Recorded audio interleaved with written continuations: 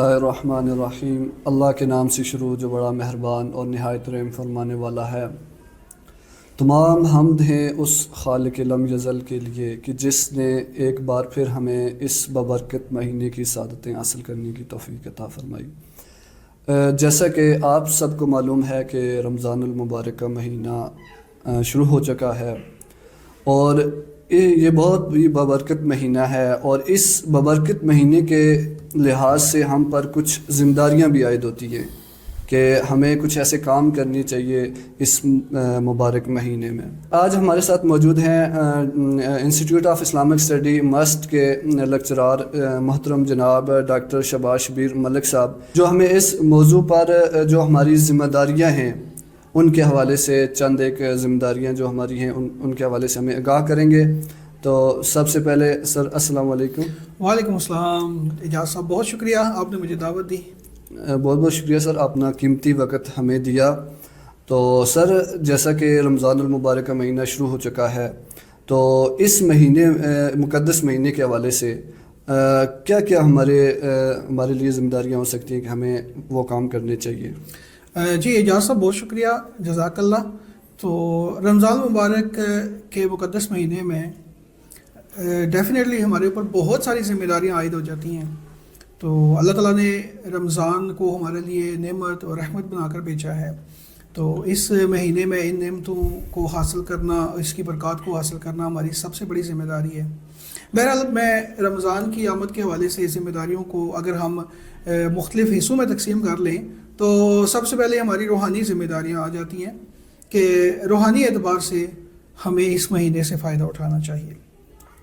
یہ مہینہ جو ہے نا انسان کی روح کے لیے ایک بہترین غذا کا کردار ادا کرتا ہے۔ یہ ایسا مہینہ ہے جس مہینے میں اللہ تعالیٰ شیطان کو بھی پابند سلاسل کر دیتا ہے، اور یہ ایک واضح پیغام ہے کہ اب انسان کو جو ہے بہکانے والا کوئی بھی سامان موجود نہیں ہے، اور اب اگر وہ رب کی طرف آنا چاہے تو اس کے لیے راستے بہت آسان ہیں۔ حدیث پاک میں بھی آتا ہے نا کہ اللہ تعالیٰ جو ہے وہ رمضان میں شیطان کو قید کر دیتا ہے۔ تو اب جب شیطان قید ہو گیا تو اس کا مطلب یہ ہے کہ پہلے سے موجود روحانی راستے ہمارے لیے مزید واضح ہو گئے ہیں۔ تو اب ان روحانی راستوں پر چلنا اور چل کر رمضان کی برکت حاصل کرنا یہ ہماری سب سے پہلی ذمہ داری ہے۔ اگر اس ذمہ داری سے بھی ہم کوتاہی کریں گے تو پھر رمضان کی برکتیں اور اس کے فائدے ضائع کرنے والی بات ہے، اور یہ ہمیں حاصل نہیں ہو سکیں گے۔ ٹھیک ہے، پھر رمضان مبارک میں ہماری جو دوسری ذمہ داری آ جاتی ہے نا وہ معاشرتی ذمہ داری ہے۔ اگر ہم اس کو سمجھیں کہ معاشرے میں ہمارا کردار کیا رہا ہے اور رمضان کے آنے کی وجہ سے اور رمضان کی برکت کی وجہ سے آئندہ ہمارا کردار کیا ہونا چاہیے، یہ ہماری بہت بڑی ذمہ داری اگر ہم اس کو سمجھیں تو۔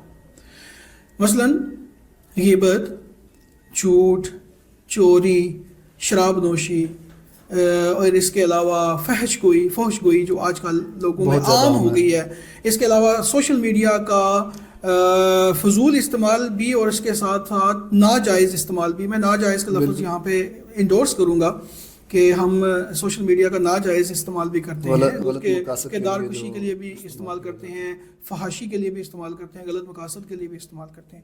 تو یہ ہماری سب سے بڑی ذمہ داری ہے کہ رمضان کے اس مہینے میں ہم خود بھی ان چیزوں سے باز آ جائیں۔ اگر ہم ان میں ملوث ہیں، اللہ تعالیٰ ہم سب کو محفوظ رکھیں۔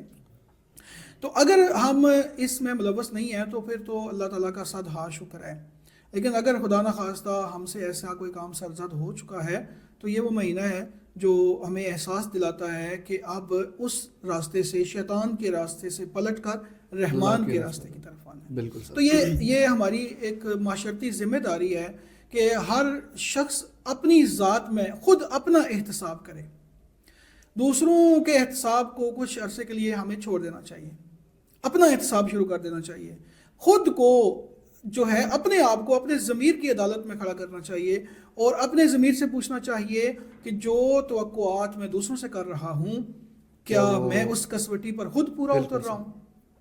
اور جب ہر انسان کو یہ لگے کہ میں اس کسوٹی پر پورا اترنا شروع ہو گیا ہوں، پھر وہ اپنے آپ کو دوسروں کے لیے پیش کرے اور دوسروں کو دعوت دینا شروع کرے، تو یقین مانیں ایک مہینہ کیا ایک ہفتے کے اندر اندر ہر شخص اگر خود احتسابی کر لے تو ہمارا معاشرہ نبوی معاشرے کی بالکل پرتو بن جائے گا، گامزن ہو جائے جی گا بالکل. یہ ہماری معاشرتی ذمہ داری ہے کہ ہم اپنی جو کمیاں کوتاہیاں ہیں ان کا احساس کر لیں اور ان کو اپنی اچھائیوں میں بدل لیں.